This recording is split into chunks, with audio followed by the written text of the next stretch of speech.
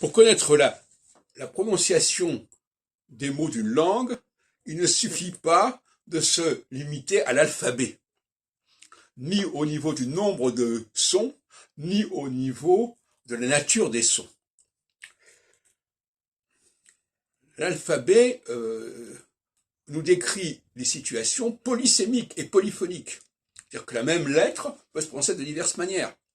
Par conséquent, la lettre elle-même n'a pas une prononciation attitrée. Elle a une prononciation duelle, en particulier, et même parfois plus que cela. Deuxièmement, en français, grâce à l'utilisation du E muet, si on peut dire, on combine les consonnes entre elles.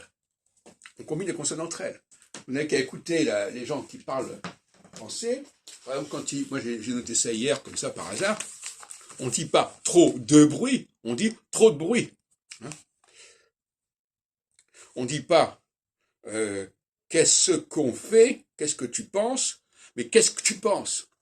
Donc ça veut dire qu'il y a beaucoup plus de sons qu'on croit. Croire que le français ne connaît que les consonnes, c'est absurde. Il connaît aussi des doubles consonnes, tout comme il connaît des doubles voyelles avec les diphtongues, etc.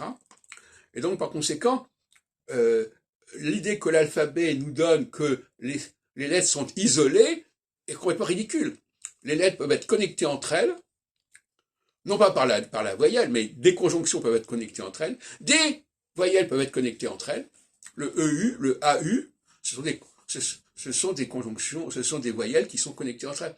Donc la richesse de la langue française ne se réduit absolument pas au nombre de lettres de l'alphabet, aux 26 lettres de l'alphabet. Ce serait ridicule. Il y a d'autres langues où c'est le cas, mais pas en français en tout cas.